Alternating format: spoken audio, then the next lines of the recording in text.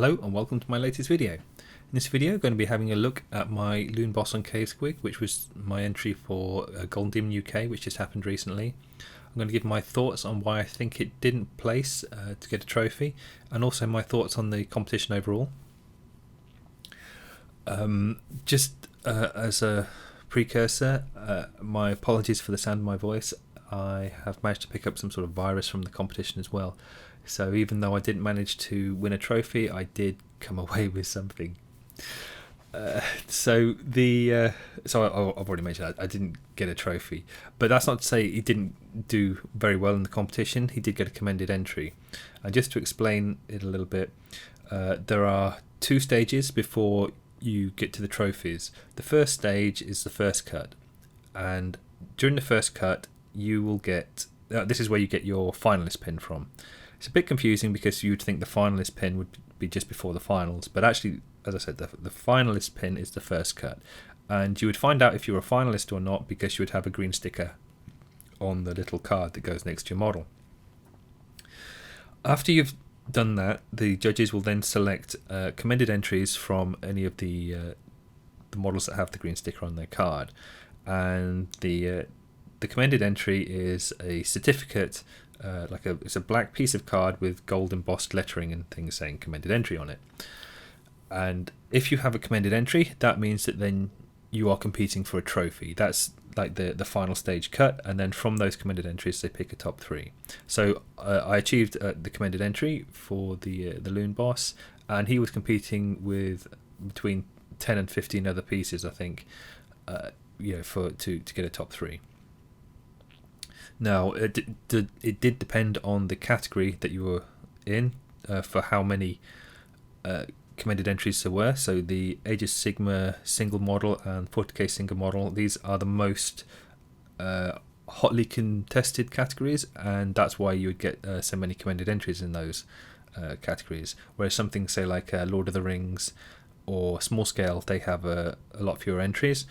So there weren't as many commended entries in those pieces to compete for trophies. Having said that, any of the top three pieces from any category were of a very, very high standard. I think this competition was probably the highest standard Golden Demon I've been to, or at least for a long time anyway. And it was really impressive just to see all of the different pieces, different styles that were competing. And that was probably the biggest reason why this didn't get a trophy, is because the standard was so high. And I've mentioned this to people before, when you're going to go to a Golden Demon and you're a bit nervous about what can win or if it's worth you entering and things like that, is that you can get a lot of very high level painters. So you could say get 10 previous Slayer Sword winners all in the same category, and they could all have amazing entries, but only 3 will ever win a trophy because there's only 3 trophies available. There are other types of competitions where everyone on the same sort of level of painting standard will get the same colour trophy, but Golden Demon doesn't work like that. It makes it a bit more exciting because everyone's trying to get just one of these 3 trophies available, and it does seem a bit unfair sometimes that really nice painted pieces don't end up winning anything. But at the same time, it does make it more exciting. And trophies aren't the be all and end all of a painting competition. It's more just about having fun and turning up and seeing each other's models. And it is, everyone likes to win a trophy, but you shouldn't feel too bad if you don't win a trophy at Golden Demon, because, as I said, there's a lot of really, really good painters that just don't get trophies. There were some amazing pieces. One of my favourite pieces, actually, didn't get a trophy, and I thought it would take gold in the category it was in. So it can be quite surprising sometimes with the choices that are made. Just to give you an idea of the level of the competition, so there are painters like Angelo DiCello that were entering. Now he is the most successful Golden Demon painter of all time. He has more trophies than anyone else. And he had, I think, about 8 entries, because obviously with COVID, people have had quite a long time because there were no Golden Demon competitions during that period. So people have built up quite a few entries or had more time to spend on their entries. and with his 8 entries, which was quite a lot, he only managed to get 1 silver trophy, and that's kind of insane for someone of that caliber, to only walk away with 1 trophy when they've put in 8 entries, and his entries were all really, really good. So it's not like there was like a lower standard in some categories or anything like that. All the categories were high standard. It's just that some had a few more entries than others. Whereas usually what happens at a Golden Demon is you could pick certain categories, and maybe the painting standard isn't quite as high level because there are just fewer entries in that category, or people aren't quite so interested. Or some of the categories can be variable in the standard of the painting. But in this one, any model that got a trophy was of an exceptionally high standard. So it was just a case of that some categories had more commended entries competing for the trophies. But as I said, any of the top 3 in any category were all of a very, very high standard. For this piece, which was in Age of Sigmar single, I had multiple issues with my entry just from creating it. I can't say why the judges pick one thing over another generally, or as already mentioned, like sometimes it gets a bit confusing as what you think would do well doesn't do well, and other things that do well that you kind of like you had discounted them when you see them in the cabinets. Now, part of that is when you are looking in the cabinets, they have these horrible bright lights, and they can just sort of blot out the details, or they just make the models look really bad. So it can be tricky sometimes when looking through cabinets to pick out the winners. And this is, I think, sometimes why people get confused, or sometimes even angry when they see the results. Because they pick their favourites, and then they sometimes don't win. Also, without taking into account the fact that there are so many high level pieces. But interestingly though, when during the competition, which was over 4 days, but most people entered on the Saturday, so it was Thursday, Friday, Saturday, Sunday. But closing time was 2:00 on Saturday. And then the results were supposed to be at 4 p.m. on Sunday, although they were a little bit delayed. So that gave the judges time to finalise the judging overnight between Saturday and Sunday, which was different to most Golden Demons. Previously, when I've been to Golden Demons, everything would be done on one day. So even if it was a Warhammer Fest of a 2-day event, you would enter and get the results on the Sunday. So the judges were much more rushed, whereas in this competition they had a lot more time to spend getting the results that they wanted. For this piece, when I was looking at my entry in the cabinets compared to the other pieces, I did notice that stylistically mine was quite different. I have gone for very soft transitions, like more about the lighting effects and how I painted it. It was a bit tricky really for painting this model. I'm not saying it was a bad choice of sculpt necessarily, but it was really hard because it doesn't have a golden angle. Like there's no one front angle that you can pick that you could put all your focus in and then turn it around and paint the back as well. So if you just have that one angle and having the back as well, and you can just really focus on getting that perfectly right. Whereas for this guy, he was really tricky because it's round. The squig is a sphere with legs, the ball with legs, and it means that you can just it just looks like a model that you look at from any angle. And so I could focus on one side and get that really nice, but then the front has to be really nice, and then the next just rotate it a bit more and it has to be really nice. And that made it quite tricky to make everything work. So some angles work a little bit better than others on this.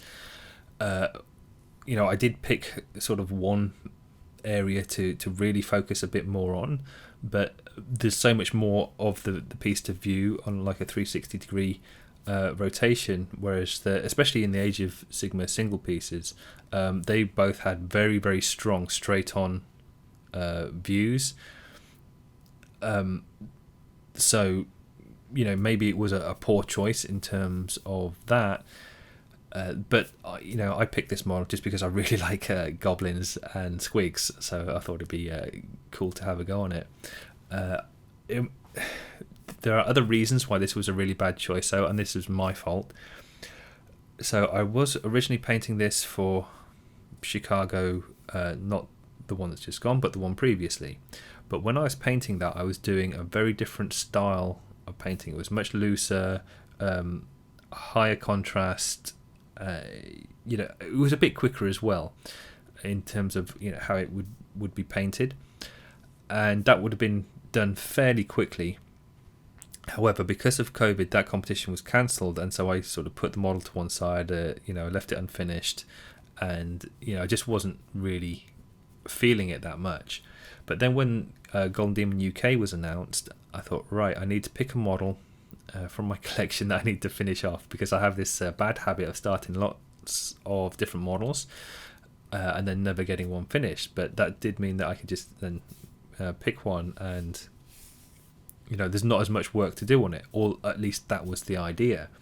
However, because the style was so different, and my taste and what I just wanted to achieve with the painting on this had changed, what I actually ended up doing was having to basically repaint the entire thing. So having that base layer of paint down from before was a massive hindrance, especially because I was going for a smooth finish on this, and all that's happened is that I had to paint over what was already there, adding additional layers of paint, which just made it hard. Like every surface, you just have to spend ages trying to do layers and layers of glazing to just smooth it all out. I'd also made a few choices that were quite poor at the time, like the weapon that he has. So he has this nice little sickle on it at the moment, whereas before I'd given him a different weapon that he got, like a lance with a pennant on the end, and so the pennant had freehand on and it was trailing back, but it covered most of his face on one side, and the face is such a nice sculpt on the squig, and it was just a really stupid idea to do it because it was hiding important parts of the model. So I had to pull that off, put on the other weapon, again just taking time that if I'd planned it all properly wouldn't have been wasted. Also on the goblin, I had started painting things like black flames on his hood or putting pink spots on his skin. Also, like, it was quite sort of excessively detailed because the goblin is so small as well. He's only like a couple of centimeters tall, and it sort of, the detail made it like everything was sort of lost on the model. It just looked too busy, so I simplified it all. Just made the yellow area just completely yellow, painted over all the black flames and things like that. But the problem with that is, again, multiple layers of paint. So when I want a smooth finish, it means that actually it's not quite as smooth as it could be if I just started from scratch. The other issue was with the colours on the squig. So I've got so it's half red and half blue, and that was mainly due to previously to starting painting this originally, I'd painted some Nighthaunt and Reikenor the Grimhaler, and he had got sort of a similar colour scheme, but it was done in a different way. And in this case, I feel like the blue is so sort of overpowering. It's quite a harsh clash of colours there, and it's hard to blend them together. And you might think, oh, you could just take some of the blue and some of the red, mix the paint together and get the transition between the two, but you just get sort of a dark purple colour when you do that, and it just wouldn't work very well. So it's just adding an additional colour to the piece. And what I had to do was highlight up the blue to like an off-white colour, highlight up the red to an almost off-white colour. So they're both very heavily desaturated by that point, and then you can get the transition going a little bit. And then also to hide some of the transitions, I put lots of spots on it. Originally I placed spots on the model and they were much larger and clearer. And to be honest, I kind of preferred the way they looked, but they didn't work very easily. Like, it was hard to incorporate them into the more refined finish that I was going for. So that all had to be changed as well. And again, there's more issues with the model, like the tongue. I had glued into the piece, which is a really bad idea. So it was incredibly difficult to paint the inside of the mouth, and just all sorts of little things here and there just made my life a lot harder when doing this. And really, when you're doing a Golden Demon piece, it's much better to plan what you're going to do and try and stick to that. Now, obviously, as you go through and you make progress on the model, you will make changes depending on what's working and what's not. But still, it's really a good idea to make a plan and then spend some time just thinking about if it's actually going to work or not, because these pieces take so long that you can just make terrible choices, like I had to say with the pennant, or working on top of a pre-painted piece, that it just makes your life a misery for doing a Golden Demon piece. Now, having said all that, I do feel that I learnt a lot from painting this, because so I hadn't done a completely smooth style painting over a whole model before. Now, the Squig in particular was quite a challenge in that. So although he's still relatively small, has a large surface area, which meant that it took me an incredible amount of time just trying to blend all these different colours and just getting smooth, like soft transitions on all the surfaces. Whereas if I'd painted in my usual style, I could have finished 3 or 4 different pieces rather than just having the one entry here. So in a way, I kind of regret going in this direction, but at the same time, I picked up some more muscle memory from doing this, so I can now achieve this much more quickly, this effect. I don't think I'll go for this style of painting again, just because it's not quite as satisfying for me to do, but I will be able to apply elements of this kind of painting to my standard sort of painting. So again, I'll be sort of tweaking and progressing with how I paint models, and so that's kind of like a big bonus of trying out something new. I mean, it's not, I understood how to paint sort of refined things, but I'd never done it on this sort of large an area before. And the style of painting that I'm talking about, it's basically glazing and stipple glazing, and the glazing is very watered down paint.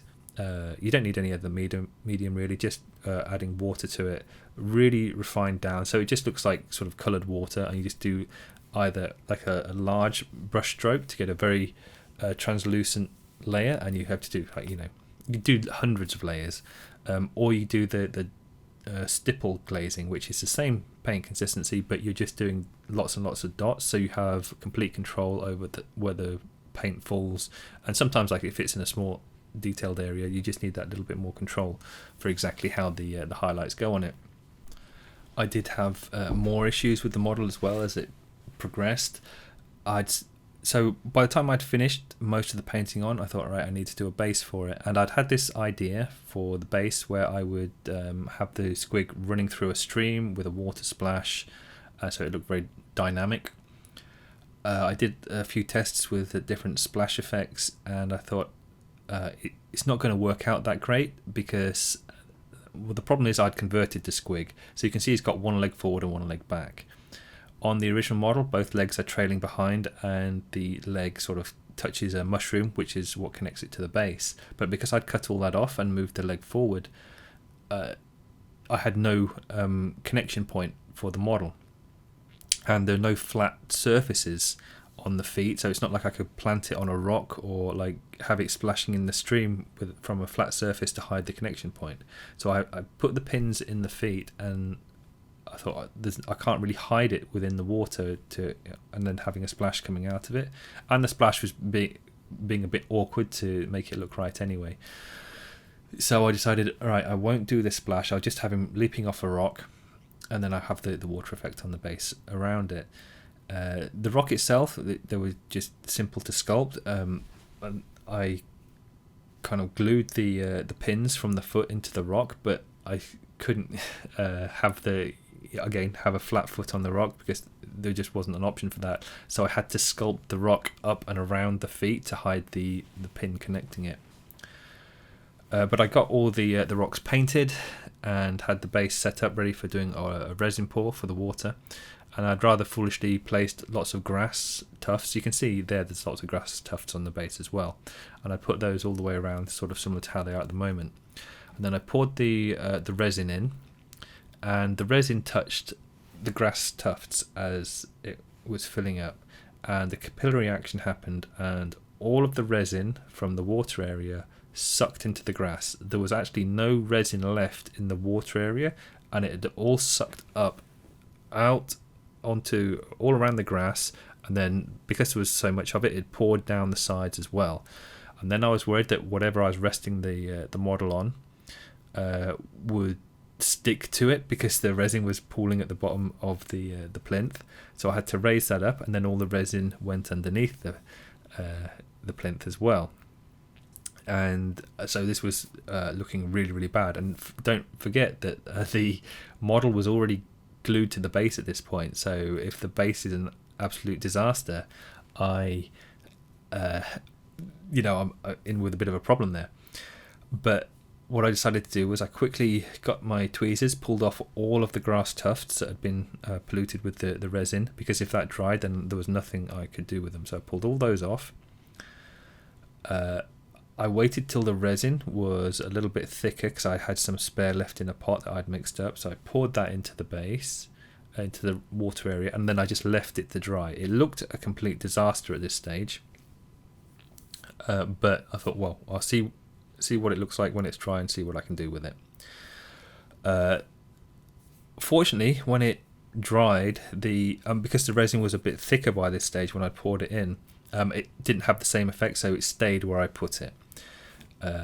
With it dry, I spent 2 days sanding it all down, cleaning it all up. I had to sand the bottom of the base as well, and it was a real task. And especially, again, remember the model is painted and glued to the base, so any sanding and things, it really risks damaging what you've already done. I wasn't overly happy with the result, but after spending a lot of time just sanding and then repainting, sticking more tufts of grass on and things, it got to something that's sort of passable for a base. I don't think the base in general was as good as most of the other commended entries really, but I will be working more on my bases in the future anyway. Like some of the rocks on this look quite nice, but the rest of it is a little bit rough and ready. And I think even if it had gone perfectly the first time, it still could be a little bit better in terms of basing. But yeah, apart from that, just overall, like I was just so fed up of painting this model, and with the choices I made were, they really hindered the progress that I made on it.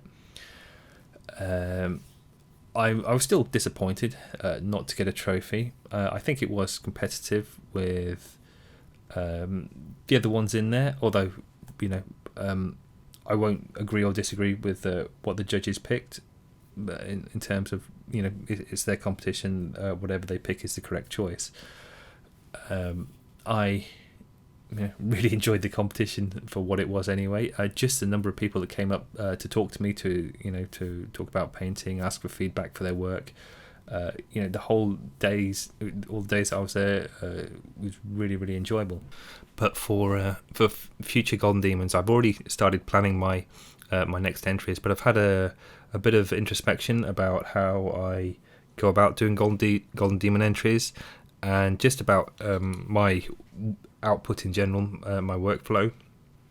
So I've looked at all these pieces I have that are half finished and just laying around, and I decided they're actually really distracting, having all these bits laying everywhere. And because I just keep jumping between projects and just never getting things finished in general, and I don't really like that. It's nicer to have things that are finished, and you can focus on making sure that the standard that you're producing is right. And also, spending a long time on a piece and then leaving it for ages, And you know, when your taste change and your style changes and you come back to it like a couple of years later, it's really hard to then finish that piece off. You don't enjoy it as much. So I'm going to really make an effort to try and not do that anymore. But also, like, I've just been like tidying up my painting space, because you know, having a million paints scattered all over the table and boxes of models stacked up, it's just not conducive to a work environment or like a hobby painting environment. So I will be you know, much more focused with what I'm doing. But that's pretty much it. Like, I hope you found something useful in what I've been talking about here. I will be at the next UK Golden Demon. I'm not sure if I'll be doing the Chicago Adepticon one yet. I probably need to make my mind up soon on that. But regardless, if you do see me at any kind of like Golden Demon events, then please come up and say hello. I'm, you know, always happy to give feedback, or, you know, just chat about model painting in general. But anyway, that's the end of the video. Thank you very much for watching, and I'll see you next time.